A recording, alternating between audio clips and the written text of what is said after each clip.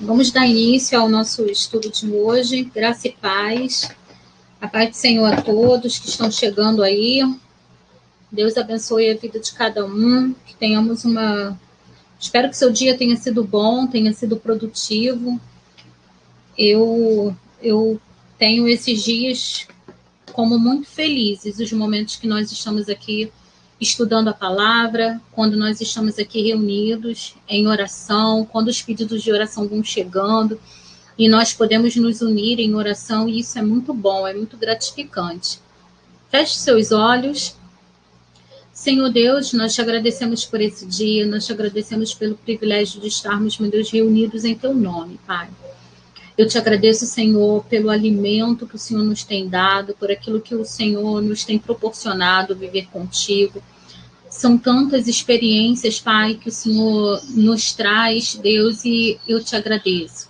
Eu te agradeço imensamente pelo teu amor, porque o Senhor nunca nos deixa só, e o Senhor nunca nos abandona e nunca desiste de nós.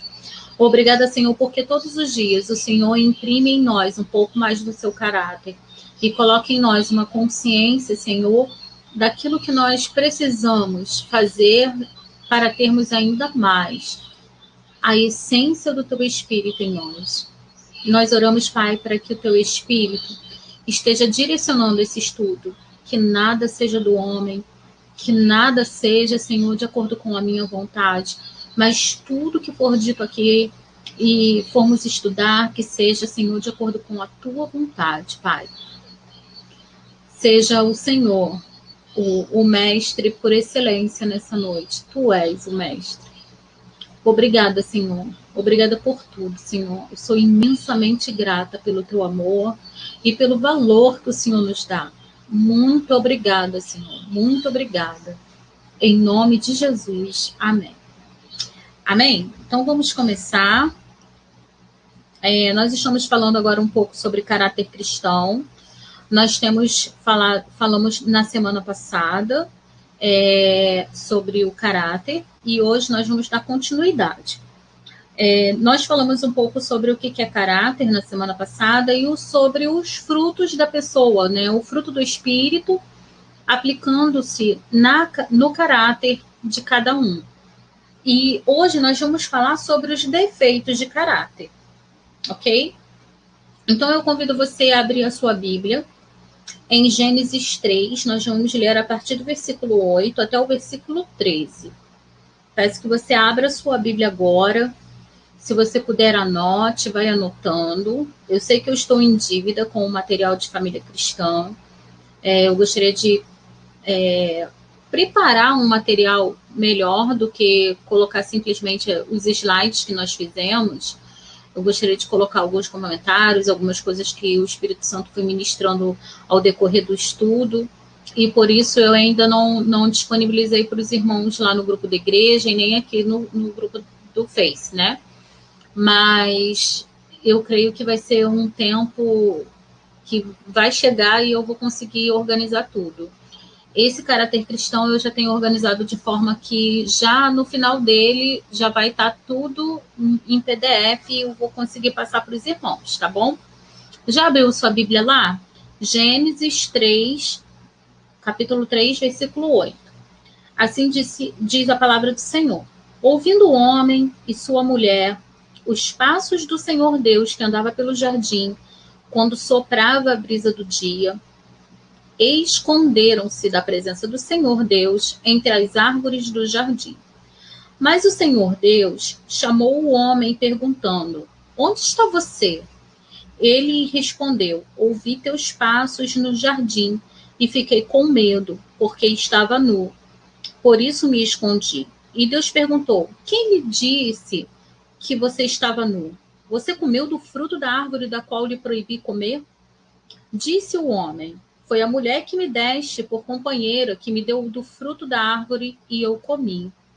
O Senhor Deus perguntou então à mulher: que foi que você fez? Respondeu a mulher: a serpente me enganou e eu comi. Eu separei esse texto aí para nós falarmos um pouco sobre os defeitos de caráter, porque o defeito do caráter do homem se deu no momento da queda, quando houve a corrupção, quando o homem se corrompeu com o pecado, quando ele desobedeceu a Deus e comeu desse fruto, onde ele não poderia comer, ele se corrompeu e então veio a deficiência.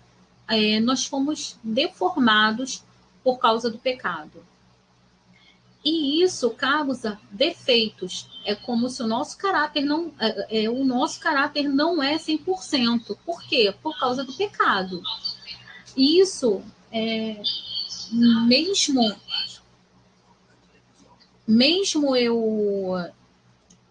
eu me esforçando, isso não é garantia que o meu caráter vai estar 100%. Por quê? Porque nós aqui nós estamos em constante transformação. A Bíblia fala que o nosso espírito, de fato, ele está pronto, mas a carne é fraca. Nós temos a consciência da carne, nós temos doenças da alma. O espírito, ele foi salvo, ele foi reconectado com Cristo. Nós já estamos um só em Cristo. Cristo nos fez sermos um somente com Ele. Mas, pelo fato da natureza pecaminosa ainda habitar em nós e nós estarmos sujeitos, né, a essa carne ainda, esse corpo corruptível e sobre a alma que ainda é salva dia após dia, o que acontece? O nosso caráter, então, ele é deformado. E por isso, mesmo nós confessando Jesus Cristo como o único e suficiente Salvador, nós temos alguns defeitos, sabe? Não foi defeito de fabricação, porque o Senhor fez com perfeição. O que houve é um defeito por conta da desobediência, e por isso nosso caráter não é 100%. Amém? Então, eu trouxe essa passagem aí em primeiro lugar para nós falarmos exatamente por quê? Porque aí a gente pode ver o seguinte: a primeira coisa que quando o homem entendeu que ele estava nu, ele se cobriu, ele se escondeu de Deus, ele teve medo, ele falou que teve medo. Ele colocou a culpa na mulher por sua. Aí a gente já vê vários sinais de defeitos de caráter. O caráter dele foi automaticamente ele foi alterado pelo pecado. E aí vem falando também sobre a mulher. A mulher não assumiu a culpa, o homem não assumiu a culpa. E eles sempre foram jogando para alguém. Adão foi falando que a culpa era da mulher que Deus deu. Então, alguns até entendem que ele culpou o próprio Deus. O Senhor me deu essa mulher veio com defeito. Quando, na verdade, não foi. Ele decidiu comer do fruto. Assim como também a mulher decidiu comer do fruto, mas no final das contas colocou a culpa na serpente. Então, eu gostaria de dividir com vocês agora alguns aspectos que todos nós experimentamos ao decorrer da nossa vida, e eu queria trazer isso aqui para vocês. Então, aspectos que experimentamos, que todos experimentamos, na nossa condição humana, nós experimentamos aí, eu trouxe aí 8 aspectos: identidade, propósito, relacional, falta, incompletude, sofrimento, culpa, medo, conflitos internos e fragilidade. Em algum momento da nossa vida, nós tivemos alguma experiência em relação a algum desses itens, ou 2 ou 3 mais itens. E aí eu queria que você olhasse aí e visse e fosse se identificando. Então, quando você está se identificando com identidade, com propósito, a necessidade, de acordo com esse aspecto, quem sou eu? Qual o sentido da minha vida? Por que eu estou aqui? E quais são os padrões negativos de resposta em relação a essa necessidade, a esse aspecto? É conformidade com o meio. Então, quando a pessoa está procurando quem ela é, ou qual o sentido dela na vida, nós temos 2 vertentes aí. a pessoa pode ficar sempre em conformidade com o meio que ela vive. Então, ela, como falta identidade e propósito na vida dela, então ela não consegue discernir dentro do ambiente que ela vive se aquilo dali está ok com o propósito que Deus tem para a vida dela. Ou então ela fica buscando mérito. Ela vive numa constante busca de mérito. Ativismo, perfeccionismo, ou ela é ativa demais, ela quer sempre fazer alguma coisa porque ela acha que ela tem que ter importância, relevância para algum momento. Ou então ela vai ser perfeccionista em tudo que faz, porque ela acredita que o propósito dela e tudo quanto ela tiver que fazer, ela tem que saber fazer perfeito. Qual é o perigo disso? Qual é o perigo disso? Ele vai trazer na quarta coluna e na coluna D algumas questões específicas humanas aonde a gente vai precisar de recuperação, aonde a gente vai precisar da ajuda da palavra, de leitura da palavra, de oração, de confissão, de pedir ajuda em oração, porque isso não é vergonha. Apresentar defeitos de caráter. A gente viu lá no slide anterior que tudo começou lá na queda do homem. E a gente ainda está debaixo de uma natureza pecaminosa. Então, o que a gente vai ver, né? O que pode ser visto? Baixa autoestima, pessoas que têm timidez excessiva, têm uma baixa autoestima, ela não confia naquilo que ela vê em si, ela se olha no espelho, não se ama, ela acha que tudo que ela faz, ela precisa melhorar ainda mais porque nunca tá bom. Ou então, pessoas que não conseguem receber elogios, pessoas que acham que falam assim, eu não vou, não, que isso, eu não sou assim não, eu não me vejo assim, não, meu pé é muito grande, não, eu não sei falar em público, eu não consigo fazer tal coisa, e aí começa a se autodepreciar, ela fica sempre colocando ela mesma para baixo. Ou então pode ter outra coisa, outra vertente, é um outro extremo, complexo de superioridade. Então, essa pessoa, pelo fato dela não ter identidade, dela não ter um propósito alinhado com Deus, ela vai sempre achar que ela precisa buscar mais. Então, ela vai querer a atenção toda para ela. Ela vai procurar sucesso, ela vai procurar fama, ela vai procurar poder. E isso acontece dentro da igreja com crente? Sim, acontece. Quando a pessoa se acha melhor do que os outros, porque ela acredita que é aquilo dali que está certo, mas está longe do propósito, porque ela está buscando ser relevante. O segundo aspecto aí é relacional. E a necessidade desse momento onde nós estamos com um aspecto relacional é pertencimento, é o sentimento de ser amado, de amar, sabe? O pertencimento. Ela quer se relacionar, ela sente falta disso. E os padrões negativos dessa resposta é dominação ou submissão. Então, ela vai se relacionar ou dominando tudo, querendo tomar conta de tudo, de pessoas, não de coisas, mas de pessoas, ou então de submissão cega, aonde ela em tudo ela vai ser submissa porque ela acha que agradando os outros ela vai ter a necessidade dela suprida de pertencimento, de ser amado e de amar. E as questões que isso mostra para a gente que a gente precisa estar alerta. As áreas que nós precisamos colocar diante de Deus é dependência, codependência, a pessoa que fica ali escravizando outra ou em tudo abaixando a cabeça. Quando vê isso, irmãos, pede ajuda ao Espírito Santo. E se tiver com dificuldade, ore ao Senhor, Senhor, me mostra alguém que possa me ajudar nessa questão aqui. Isso daqui é um defeito de caráter e eu preciso. O defeito de caráter que eu estou falando aqui não é questão propriamente de uma pessoa que não seja honesta. Às vezes as pessoas praticam e têm defeitos de caráter que elas não conhecem, não fazem por mal. Aí, pessoas que são mais maduras na fé, as pessoas que são mais maduras na fé e têm essa percepção do outro irmão, da outra pessoa que se enquadra aí nesses defeitos de caráter, e não somente esses que eu trouxe aí, mas existem outros também, né?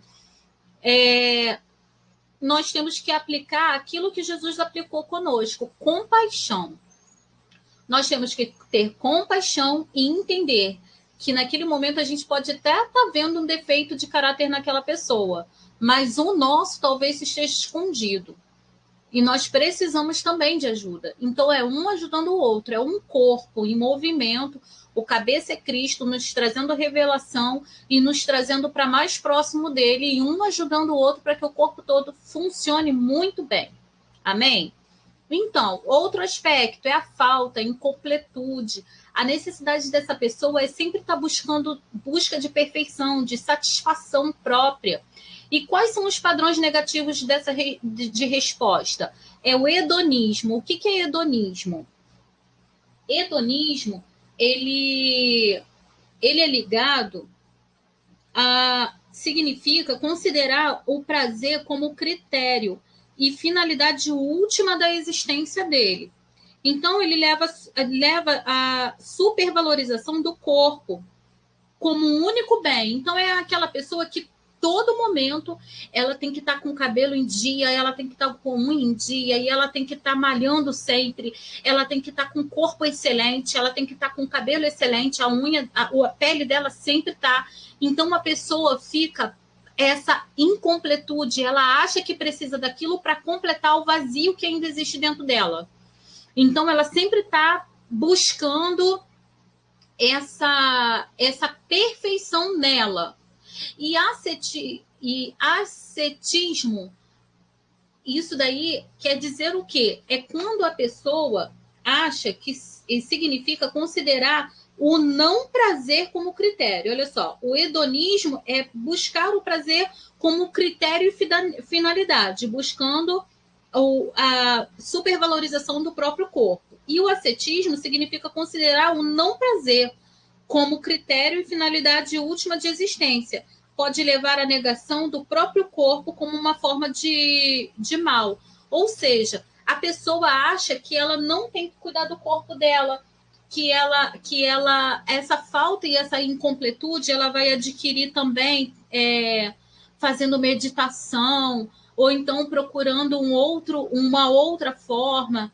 E aí, o que pode levar isso às questões que a gente precisa tomar cuidado? Compulsões, como droga, pessoas que sentem essa incompletude, busca de perfeição ou satisfação em alguma coisa, ela pode gerar compulsão se relacionando com droga, compulsão por sexo, por compra, por comida, por jogo, perfeccionismo. Então, ela vai entrar no mundo de fantasia, entendendo que aquilo dali é a única coisa que pode satisfazer aquela incompletude. Se você se sente assim, e mesmo na igreja, que você sente que está faltando alguma coisa, ou então você se enquadra aí em compulsão por compra para tentar completar, para tá faltando alguma coisa. Aí, às vezes, faz inconsciente. Então, pede ajuda. Outro aspecto, sofrimento. Qual é a necessidade? É proteção, aceitação, superação. Quais padrões negativos de resposta? A pessoa vai ficar em fuga, em isolamento, ou então em agressividade, vitimização. E o que isso vai colocar, assim, bem explícito na vida dela? Ela entra em depressão, ela procura por drogas, ou então é uma pessoa extremamente irada, ou então tem feridas emocionais. Sofrimento está muito ligado com o coração, né? Com a coração no sentido de sentimento, a pessoa muito sentimental. Ela vai querer sempre ser protegida, ser aceita e superar, e ter uma parte de superação. E aí ela vai fugir, ela vai se isolar, ela vai ser aquela pessoa que não quer conversar com ninguém, ou então passa semanas sem ir na igreja, se tranca dentro de casa, ela não quer sair com a família, ela não quer visitar ninguém. E aí mostra um quadro de depressão, pessoas que começam a fugir e tem esse sofrimento interior, procura por drogas, por ira, começa a ficar irado em demasiado, e feridas emocionais começam a acontecer nesse período. Por quê? porque nenhum homem vai conseguir acabar com esse sofrimento. E aí vai começando a gerar decepção com outras pessoas. E aí vai trazendo feridas emocionais. O outro aspecto é culpa. A necessidade é perdão, é reconciliação. É aquela pessoa que não fez nada, que não tem nada, mas ela sempre vive pedindo desculpa. Ela sempre vive pedindo perdão. E mesmo que a pessoa tenha errado com ela, ela procura e se acha culpada pelo fato da pessoa ter ficado chateada com ela, mesmo sem motivo. E os padrões negativos de resposta é hipocrisia, repressão, julgamento. Por quê? Porque dentro dela, ela sabe que não fez. Aí ela começa a gerar alguns mecanismos de defesa. Então, ela começa a agir com hipocrisia, porque ela fica chateada que a pessoa não reconhece o erro, mas mesmo assim ela tem uma necessidade que ela nem sabe explicar por quê, mas ela tem uma necessidade de pedir perdão. Aí ela vai pro travesseiro, chora, reclama, fica chateada. E aí causa onde? No quarto passo, né? Na quarta coluna. Então vai trazendo religiosidade, ativismo e depressão. São as três juntas? Não, pode ser uma de cada vez, ou apresentar somente uma. Então a pessoa entra em religiosidade, aí a pessoa religiosa vai agir com hipocrisia, porque ela sabe que a pessoa está errada, mas ela não consegue falar, não consegue encarar, e ela toma aquilo como culpa. Ativismo, ela vai ficar sempre ativa em algum momento para tentar sempre buscar compensação e poder conseguir o perdão do outro e se reconciliar com o outro. E depressão, porque ela fica mal com isso, mas não sabe reagir. Outro aspecto, medo. A necessidade dessa pessoa é ter segurança, é ter confiança, é ter coragem também para encarar o medo, mas não consegue. E aí, o que acontece? Quais são os padrões negativos? Ela começa a se isolar, começa a fugir e também pode ser agressiva, porque ela está com medo, sabe? E começa a... É como se a gente estivesse com a unha do pé encravada, tá infeccionada, e alguém chega perto e você tem medo da pessoa pegar e pisar ali naquele momento na tua ferida. No teu dedo lá, com o dedão, com a unha infeccionada, encravada, e aí você começa até mesmo a ser agressivo, porque tá tocando num local que é de sensibilidade. Então, a pessoa pode se tornar agressiva todas as vezes que é tocada naquilo que ela tem medo. Então, muitas pessoas podem se tornar agressivas dentro da igreja quando são confrontadas numa área que ela tem medo. E aí ela começa a se formar agressiva. Às vezes a gente não entende certos comportamentos dentro da igreja, mesmo com crente. A gente não pode falar sobre isso, que a pessoa fica toda na defensiva. É porque ela tem medo de encarar aquilo, porque ela sabe no subconsciente dela que aquilo dali é uma prisão dela. É um medo dela, é um medo de encarar a realidade. E isso traz pânico ali na coluna D, traz pânico, ansiedade, fuga nas drogas e codependência também. Porque ela sempre está querendo se sentir segura e ela vai querer se apegar a alguém e ela vai querer sufocar essa pessoa, porque só essa pessoa pode salvar ela, porque essa pessoa tem uma palavra boa, porque essa pessoa ela é corajosa, então eu quero me segurar nela. Só que você tem que se segurar em Cristo, ter um relacionamento com Cristo, e aí sim você consegue vitória. Vai sumir tudo? Não, às vezes aparece, mas aí a gente, sabendo o que é, a gente também sabe como confrontar os nossos defeitos de caráter. Outro aspecto é o conflito interno. A necessidade é ordem, harmonia, paz, é estar tudo equilibrado. E aí os padrões de resposta é repressão, ambiguidade, a pessoa fica reprimida ali e acha que aquilo dali tem que ser perfeito. Começa a agir com perfeccionismo. E questões humanas específicas que a pessoa vai se refugiar em drogas, também em drogas, neuroses. Olha só que interessante, né? Eu depois que eu comecei a entender isso, eu fiquei muito feliz, porque às vezes a gente conhece alguém dependente de drogas e a gente não sabe como lidar. E a gente procurando um pouco mais sobre isso e entendendo qual é a raiz disso, a gente consegue amar mais a pessoa. A gente vai conseguir lidar melhor com essa pessoa, com a pessoa que está se refugiando nas drogas. Quantos nossos tiveram recaídas, se sentiram culpados, aí, de repente, dentro da igreja não teve o apoio necessário, não conseguiram dar um apoio por falta mesmo, até mesmo de conhecimento. Pelo contrário, entraram em julgamento e a pessoa se afastou porque ela se sentiu culpada, ela não conseguia se sentir completa, porque todo mundo vence e eu não venço. Aí começa a ter esses conflitos, buscando uma ordem, uma harmonia e tal, e não consegue sucesso naquilo que ela está procurando, ou então ela entra numa ilusão de que aquilo que está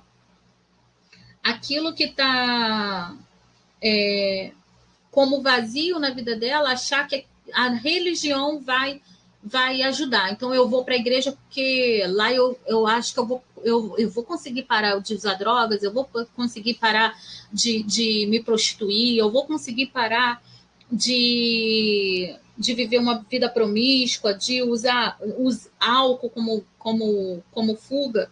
E aí, no final das contas, a pessoa vê, e nós também, né, vemos que toda a nossa falha e todos os nossos defeitos de caráter, por conta do pecado, nós podemos ter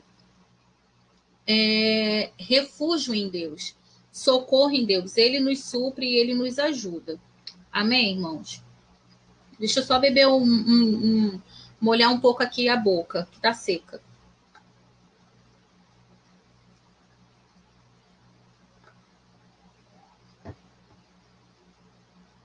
Amém.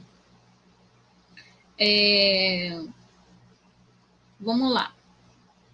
Conflitos internos, a gente falou, fragilidade. A pessoa que, em algum momento da vida dela, ela se sente tão frágil e naquele momento ela precisa de proteção, aceitação, superação daquele momento de fragilidade. E aí ela começa a apresentar falsa segurança, falsa humildade e apatia a certas coisas.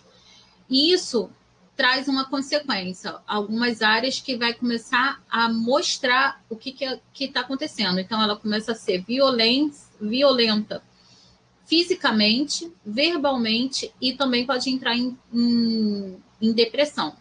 Por quê? Porque ela está num momento de fragilidade, ela precisa de todo o ambiente sendo favorável para ela ser aceita, para ela ser protegida, para ela sentir superação, e aí ela começa a criar uma falsa segurança, uma falsa humildade, e quando aquilo dali não corresponde com a expectativa dela, ela parte para violência física, verbal e até mesmo depressão. Muitas mulheres dentro das suas casas sofrem violência doméstica, com violência física, violência verbal, por causa de homens que são frágeis, mas não conseguem entender isso, quer proteção, quer aceitação e quer dominar tudo, e quer superar aquilo de alguma forma e vai conseguir e vai utilizar essas respostas aí, violência física, verbal ou depressão. Defeitos de caráter, eu queria falar um pouco também sobre isso, são adquiridas com o tempo de vida que temos, com as nossas experiências, sejam elas boas ou maus. Todo cristão precisa entender que para o Senhor preencher a nossa alma com o caráter dele e tudo que vem dele, precisamos abrir espaço do que está entulhado em nós. Manias, pecados, mal costumes, técnicas de defesa e outras coisas que nos impedem de vivermos a totalidade do propósito de Deus em nossa vida. Viver escondendo as nossas falhas e colocarmos justificativas diante das nossas atitudes erradas ou duvidosas traz um peso, porque hoje nós estamos em Cristo, então, consequentemente, o Espírito Santo está lá, mexendo dentro da gente, isso daí não foi legal, não. isso daí não foi legal não. E você começa a trazer um peso. Por quê? Por que nós sentimos esse peso? Porque nós hoje estamos inseridos no reino de Deus, um reino que é de justiça, amor e paz. No reino de Deus não há desequilíbrio. E por estarmos em Cristo, não conseguimos andar nas práticas antigas. E, ao mesmo tempo, queremos viver na amplitude da graça. Então, se a gente está em Cristo, tem que ter um equilíbrio. Então, não há como a gente pecar hoje, tendo o conhecimento que Cristo é o nosso Senhor, e achar que isso é normal. Se você acha que isso é normal, das duas, uma, ou não nasceu de novo e não sente constrangimento pelo pecado ou por atitudes que você sabe que são, no mínimo, duvidosas, ou você está tão acostumado a pecar porque o pecado entrou no seu subconsciente, cauterizou e você acha que está tudo normal. É normal praticar sexo antes do casamento. É normal eu ver alguma coisa aqui dando mole e eu conseguir pegar. É normal hoje eu falar que vou, mas eu depois no final eu falo assim, se não der eu ligo e falo e desmarco. Não é assim. Não é assim, a gente vai ver mais para frente. Então, isso são defeitos de caráter. Precisamos olhar para nós e identificarmos nossas manias e entendermos que muitas delas são defeitos de caráter que nos impedem de vivermos com exatidão e plenitude a glória de Deus em nossa vida. Enquanto nós estivermos presos a esses defeitos de caráter, iremos andar como passarinhos na gaiola. E o Senhor trouxe exatamente esse exemplo ao meu coração e eu achei lindo. Eu até comentei com o Júnior ontem, quando o Senhor estava me dando essa palavra. É como se nós fôssemos passarinhos na gaiola. Por quê? Porque o passarinho, quando ele está na gaiola, ele é cuidado, não, tem alimentação adequada. Eu vejo aqui pelos meus vizinhos que tem passarinho. Acorda cedo, coloca o passarinho para tomar sol, logo de manhã para ele cantar. E dá ração especial, dá palpite, né? A alimentação adequada lá. E coloca jiló, e coloca milho, e coloca um negocinho lá para ele amolar o bico. Tem todo cuidado. O dono olha para o passarinho e olha com amor, sabe? Dentro da gaiola, mas ele não é livre. Ele não consegue ser livre. E isso acontece muito com muitos cristãos que estão dentro do reino, mas eles não conseguem viver a totalidade daquilo. Eles estão aprisionados pelas suas técnicas de defesa, pelos defeitos de caráter.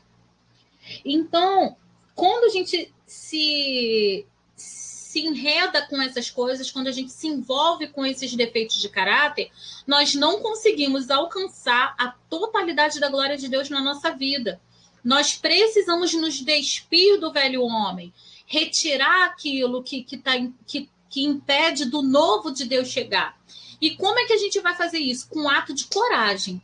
Porque precisa de coragem. Às vezes a pessoa passou 30 anos fora do evangelho e quando chega no evangelho, ela está cheia de carrapicho, está cheia de defeito de caráter, está cheia de técnica de defesa, onde tudo isso vai levar ela ao pecado. E afasta de Deus e não consegue viver a plenitude do Senhor na vida dela. Então, irmãos, desprenda-se hoje que nós possamos tomar consciência daquilo que nos tem feito prisioneiros, como passarinhos dentro da gaiola. O Senhor nos alimenta, o Senhor nos dá provisão, mas a gente não consegue desfrutar da liberdade. Não consegue voar alto, esticar as asas, ir para lugares, ir para locais onde o Senhor já preparou para a gente, porque a gente está preso a um tipo de defeito de caráter. Amém? Eu quero passar agora para esse texto aí de Salmo 139, do versículo 1 ao 13. Ainda que você tente esconder alguma coisa, como é que a gente vai esconder alguma coisa de Deus? Ainda que você e eu, às vezes, tentemos colocar uma aparência que está tudo bem e dar um belo sorriso, colocar uma máscara do belo sorriso, mas por dentro a gente está quebrado. Então, eu quero que você leia isso trazendo para a sua vida, assim como Deus trouxe para o meu coração. Senhor, tu me sondas e me conheces. Sabes quando me sento e quando me levanto. De longe o Senhor percebe os meus pensamentos. Sabes muito bem quando trabalho e quando descanso. Todos os meus caminhos te são bem conhecidos. Antes mesmo que a palavra me chegue à língua, tu já a conheces inteiramente, Senhor. Tu me cercas por trás e pela frente e pões a tua mão sobre mim. Tal conhecimento é maravilhoso demais e está além do meu alcance. É tão elevado que não o posso atingir. Para onde poderia eu escapar do teu espírito? Para onde poderia fugir da tua presença?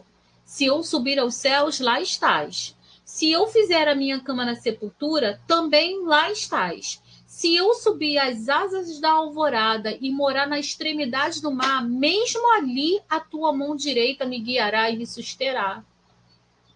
Mesmo que eu dissesse que as trevas me encobrirão e que a luz se tornará noite ao meu redor, verei que nem as trevas são escuras para ti. A noite brilhará como o dia, pois para ti as trevas são luz. Tu criaste um íntimo do meu ser e me teceste no ventre de minha mãe. Olha que texto lindo. Depois vocês leem o Salmo 139 todo. Mas, irmãos, que passagem linda, que declaração linda de Davi para o Senhor. Senhor, aonde eu vou me esconder? Eu não tenho onde me esconder, o Senhor me conhece. Se o Senhor me criou no íntimo do meu ser e me teceu dentro do ventre da minha mãe, como é que eu vou esconder alguma coisa do Senhor? E eu quero que você traga isso para reflexão da sua vida. O que você, de repente, tem escondido do Senhor como defeito e que está impedindo você viver de coisas grandes em Deus? Outro texto que eu quero compartilhar nessa noite com você é Efésios 4:22. Quanto à antiga maneira de viver, é uma instrução para nós, nesses dias, onde nós estamos vivendo na nova aliança e em Cristo. Quanto à antiga maneira de viver, vocês eram ensinados a despir-se do velho homem, que se corrompe por desejos enganosos, a serem renovados do modo de pensar e a revestir-se do novo homem, criado para ser semelhante a Deus em justiça e em santidade provenientes da verdade. Portanto, cada um de vocês deve abandonar a mentira e falar a verdade ao seu próximo, pois todos somos membros de um mesmo corpo. Quando vocês ficarem irados, não pequem. Apaziguem a sua ira antes que o sol se ponha. E não deem lugar ao diabo. O que furtava, não furte mais. Antes trabalhe, fazendo algo de útil com as mãos, para que tenham que repartir com quem estiver em necessidade. Nenhuma palavra torpe saia da boca de vocês, mas apenas a que for útil para edificar os outros conforme a necessidade, para que conceda graça aos que a ouvem. Não entristeçam o Espírito Santo de Deus, com o qual vocês foram selados para o dia da redenção. Livrem-se de toda amargura, indignação e ira, gritaria e calúnia, bem como de toda maldade. Sejam bondosos e compassivos uns para com os outros, perdoando-se mutuamente, assim como Deus perdoou vocês em Cristo. Aleluia. Então, aí vem um texto dizendo sobre as coisas que nós precisamos viver no nosso cotidiano e estarmos atentos para aquilo que Deus tem falado ao nosso coração e por aquilo que nós estamos aprendendo por meio da palavra. Hoje ou ontem, eu não me recordo, a irmã Adriana colocou um vídeo lá no grupo da igreja muito interessante falando sobre o estudo científico de coisas que vão sendo alteradas no comportamento da pessoa quando ela lê ali a Bíblia, no mínimo 4 vezes na semana. Irmãos, é impressionante. Então, eu aconselho, se você não viu, não assistiu, não apertou o play, aperta lá o play, porque vai ser de grande edificação para a sua vida. Amém? Mais alguns versículos. Nós fomos criados do barro, amém, irmãos? Então, assim, eu quero que você entenda que o Senhor nos moldou. E aí a gente vai ler esses versículos agora. 2 Coríntios 4:7 diz assim: mas temos esse tesouro em vasos de barro, para mostrar que este poder que a tudo excede provém de Deus e não de nós. Olha que lindo.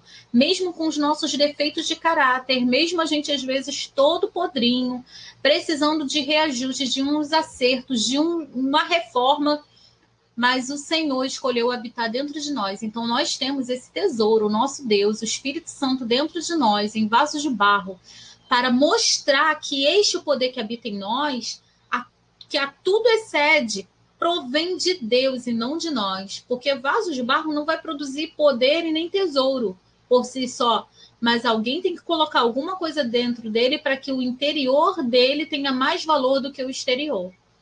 Então, irmãos, não importa como você tem se mostrado, aquilo que está dentro de você precisa ser transformado para que o poder de Deus se aperfeiçoe em você, nas suas fraquezas. Isaías 64:8 diz assim: contudo, Senhor, Tu és o nosso Pai, nós somos o barro, Tu és o oleiro, todos nós somos obra das Tuas mãos. 1 Timóteo 4,16: tem cuidado de ti mesmo e da doutrina, persevera nestas coisas, porque fazendo isto te salvarás tanto a ti mesmo como as que te ouvem.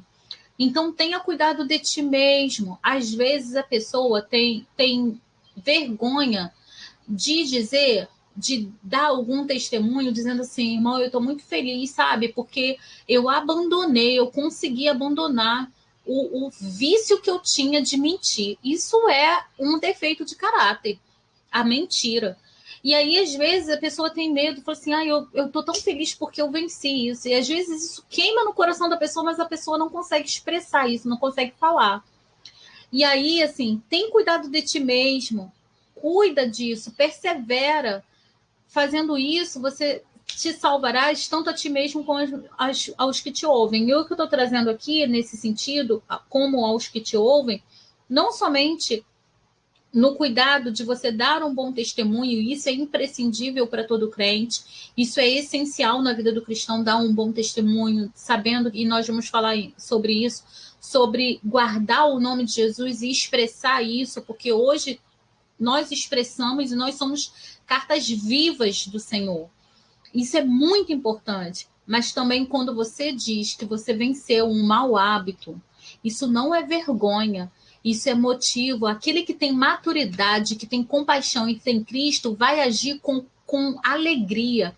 E a pessoa que de repente esteja passando por algum problema igual o seu, uma questão igual a sua, vai falar assim: cara, que legal, o irmão tinha esse problema aí, né? Mas o Senhor deu vitória, ele conseguiu superar isso. Eu vou conseguir. E talvez seja o testemunho que a outra pessoa esteja precisando para ser edificada também. 1 Tessalonicenses 5:23: que o próprio Deus da paz os santifique inteiramente, que todo o espírito, alma e corpo de vocês seja conservado irrepreensível na vinda do nosso Senhor Jesus Cristo. Amém? Que nós tenhamos esse sentimento de guardar isso no nosso coração, que o próprio Deus de paz santifique-nos, que Ele nos santifique. Amém? Eu vou tentar acelerar agora aqui para a próxima parte do estudo que eu coloquei que eu ia falar, e eu preciso cumprir com a minha palavra. Amém? Então vamos lá. Nós vamos falar agora sobre atitudes, a importância da confissão desses pecados. Vamos lá, retroceder um pouquinho. A importância da confissão dos pecados. Salmo 32:3 vai falar assim: enquanto escondia os meus pecados, o meu corpo definhava de tanto gemer. Tiago 5,16 vai falar: portanto, confessem os seus pecados uns aos outros e orem uns pelos outros para serem curados. A oração de um justo é poderosa e eficaz. Existem pessoas que estão há anos na igreja e existem com o mesmo vício, com o mesmo defeito de caráter, porque não confessa. Ora ao Senhor e fala: Senhor, me ajuda, eu preciso de alguém para confessar esse pecado, para me ajudar em oração com isso. porque eu sei que eu vou vencer. E a oração de um justo é poderosa e eficaz. O Senhor vai dar vitória. Mas confessa, tome um ato de coragem. A Bíblia fala isso.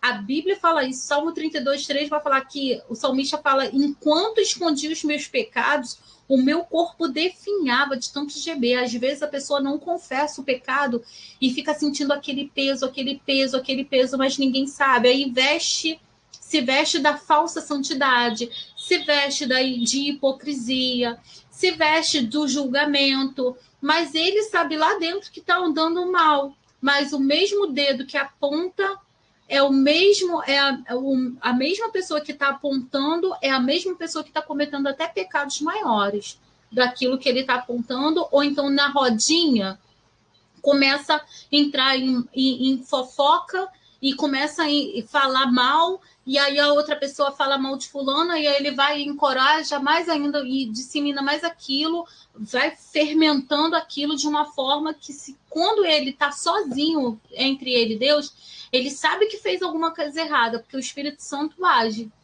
Se nasceu de novo, vai ter arrependimento. Vamos lá avançar. Atitudes que não demonstram o caráter de Cristo, jogos e apostas.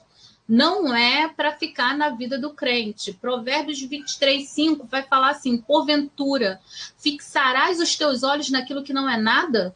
Porque certamente criará asas e voará ao céu como a águia. O que isso quer? O que eu trago isso como reflexão para gente?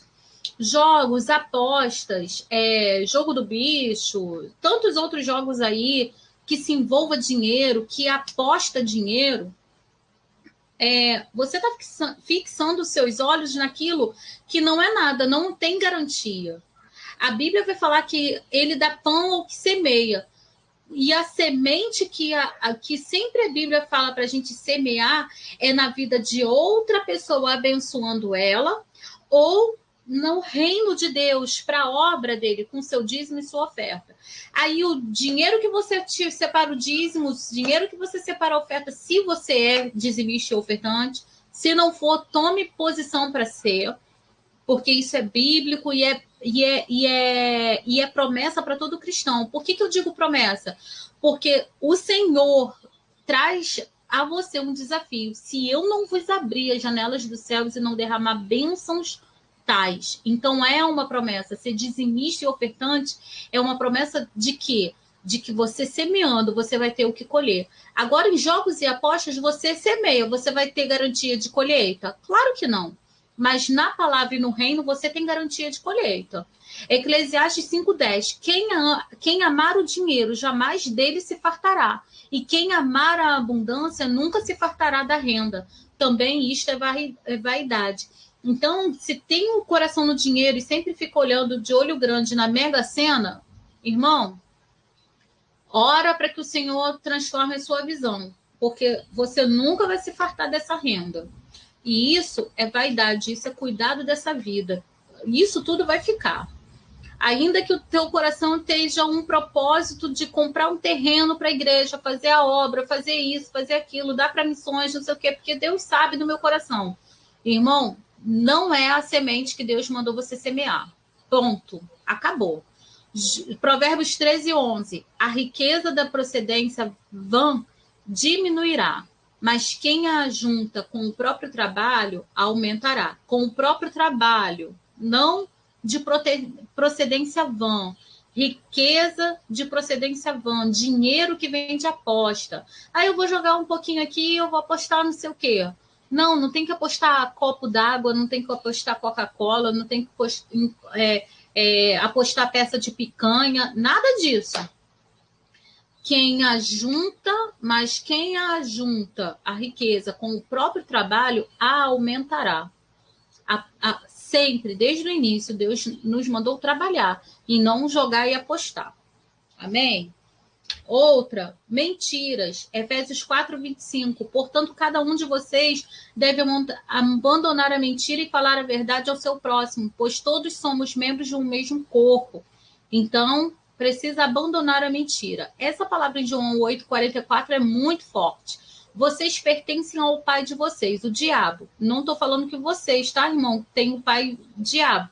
Esse daí é uma passagem de Jesus falando aos fariseus quando estava lá tentando Jesus para tentar pegar ele de alguma forma. Então ele responde isso: vocês pertencem ao pai de vocês, o diabo, e querem realizar o desejo dele. Ele foi homicida desde o princípio e não se apegou à verdade, pois não há verdade nele.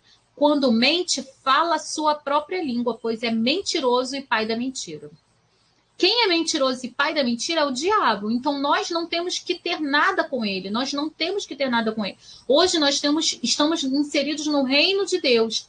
E no reino de Deus não há mentira. O Senhor nunca nos enganou. Então por que nós devemos nos acostumar e colocar como prática a mentira? Não tem que ser assim. Se nós somos nova criatura, se você é nascido de novo, se você aceitou Jesus, o caráter de Cristo tem que ser expresso em você, e não é através da mentira. Outra, furto. Efésios 4:28. O que furtava, não furte mais, antes trabalhe, fazendo algo útil com as mãos, para que tenham que repartir com quem estiver em necessidade. Furtar.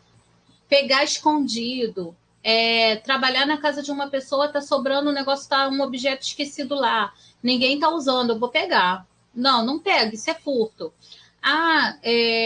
Por exemplo, um exemplo muito bom que Deus trouxe ao meu coração. Pais e mães que deixam moedas dentro de casa, some, e você acha bonitinho que seu filho tá pegando para comprar alguma coisa, pelo menos ele tá pegando para juntar. Pediu, não pediu. Se não pediu, é furto. Você tá entendendo a gravidade disso? Por quê? Porque você tá criando um filho para amanhã ele ser assaltante. Assim, eu colocando de uma forma bem extrema. Mas ele não vai ser fiel no ambiente que ele estiver.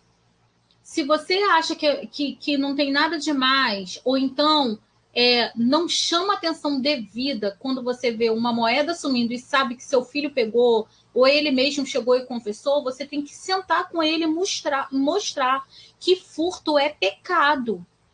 Que furto é pecado. Isso é pecado. Eu não posso.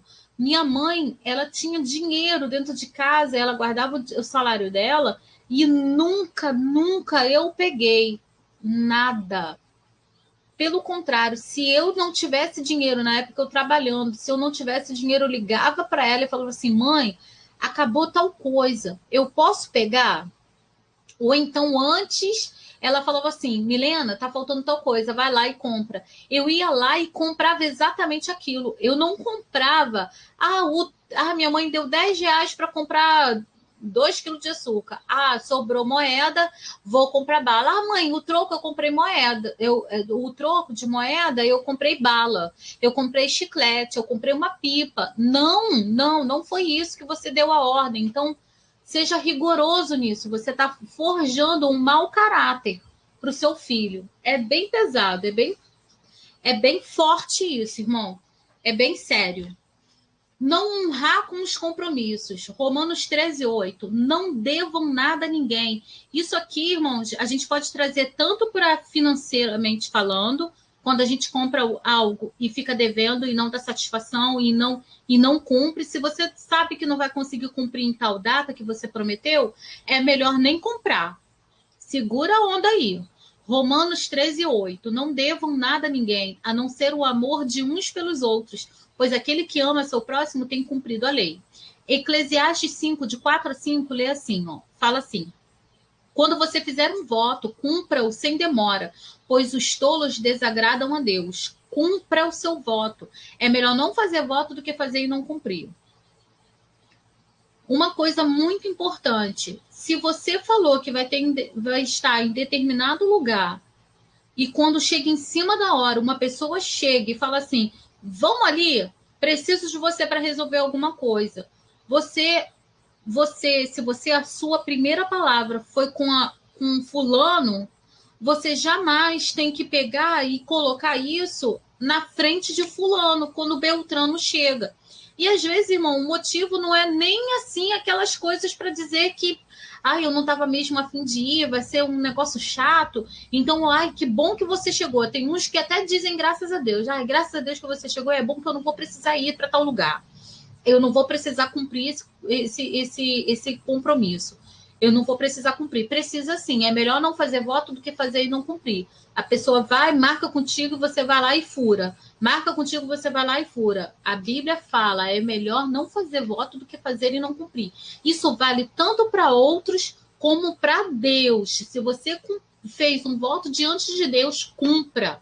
Seja ele qual for, se você está aí no voto de levantar 3 horas da madrugada e você levantou a mão para dizendo que ia orar 3 horas, então levanta 3 horas e ora. 2 Coríntios 5:20. Portanto, somos embaixadores de Cristo, como se Deus estivesse fazendo o seu apelo por nosso intermédio. Por amor a Cristo, lhes suplicamos. Reconciliem-se com Deus. Olha a importância de nós honrarmos os nossos compromissos e o nosso compromisso com Cristo. Nós somos embaixadores de Cristo, nós somos representantes dele nessa terra. Então, quando eu digo sou crente, as pessoas olham para mim e querem ver Cristo. Tanto é que quando o crente vacila, a pessoa fala assim, poxa, não é crente, como é que tá fazendo isso? É porque ela tá olhando e tá olhando para você dizendo assim, cara, ela é Cristo. Como é que Cristo vai fazer um negócio desse? Como é que Cristo vai ficar dando calote em todo mundo? Como é que Cristo vai para a fila da loteria para apostar dinheiro? Eu não vejo Jesus entrando na fila da loteria, fazendo uma fezinha lá no jogo do bicho, comprando uma raspadinha. Eu não vejo o meu Jesus fazendo isso. Então, a gente precisa, irmão, alinhar o nosso caráter com o caráter de Cristo, porque senão a gente vai viver uma vida mediana. E o Senhor tem muito mais coisas para fazer na nossa vida. O último versículo que eu quero compartilhar com você, para nós encerrarmos nessa noite, é João 8,36. Portanto, se o Filho vos libertar, verdadeiramente sereis livres. Glória a Deus por isso. O Senhor existe, e é interessante, irmãos, porque mesmo diante de todas essas falhas, mesmo diante de todos esses erros, essas falhas, esses defeitos de caráter que nós temos, o Senhor continua nos amando. Porque Deus amou o mundo de tal maneira que deu o seu único filho, seu filho unigênito, para que todo aquele que nele crê não pereça, mas tenha vida eterna. Então, ele nos ama, ele te ama. Amém? Ele te ama, irmãos. Ele te ama. Independente do que você faça, independente dos carrapichos que você tenha, o Senhor ama você. E se o Filho vos libertar, verdadeiramente sereis livres. Amém? Verdadeiramente sereis livres. Eu fui muito, muito edificada através desse estudo. E eu creio que o Senhor continuará ministrando ao seu coração. Eu creio que o Senhor tem mais coisas para ministrar ao seu coração. Nós vamos estar orando agora. E nós vamos estar orando pela irmã Maria Rodrigues. Nós vamos estar orando pela vida dos nossos pastores. E eu quero orar também por missões, pelos missionários. Amém? Vamos orar, irmãos?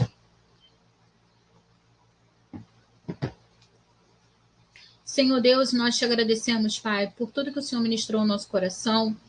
Ó Deus, mexa no nosso interior, mude coisas em nós e que consigamos ter coragem, Pai, para assumir os nossos pecados, as nossas falhas, seja perante o Senhor, seja perante a outra pessoa. Nos ajude, Senhor, a sermos corajosos como Zaqueu, Pai, porque ele falou, se tem em alguma coisa defraudado alguém, eu vou lhe retribuir 4 vezes mais, quadruplicado. Senhor, nos ensina que possamos ser ministrados por esse exemplo de Zaqueu. E se alguma coisa, Senhor, nós temos tido falha com o outro, faltando com palavra, faltando com compromisso, com horário, Senhor, nos ajuda, que possamos, meu Deus, nos alinharmos, Senhor, para nós vivermos intensamente aquilo que o Senhor tem para a nossa vida. Nós entregamos agora a vida da irmã Maria Rodrigues e eu oro, Senhor, para que o sopro do Teu Espírito esteja indo lá agora.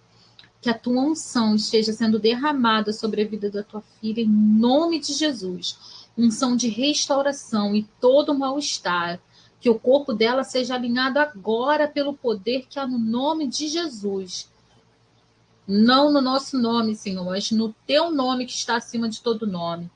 Eu oro, Senhor, pela saúde do pastor João. Nós oramos agora pela vida do teu filho. Nós oramos pela vida da pastora Madalena, pela saúde dela.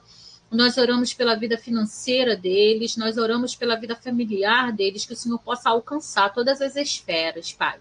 Todas as áreas da vida deles, Senhor, em nome de Jesus. E tudo quanto estiver desalinhado com a tua palavra, que haja alinhamento, que haja, Senhor, restauração. Espírito de Deus, em nome de Jesus, derrama do teu bálsamo de cura. Ah, Deus, traga alegria. Traga, Senhor, uma alegria sobrenatural sobre a vida deles agora. Derrama, Senhor, da tua unção de alegria sobre a vida deles. Óleo de alegria ao invés de pranto. Óleo de alegria ao invés de pranto. Vestes de louvor ao invés de espírito angustiado. Ó Deus, eles são carvalhos de justiça, eles foram chamados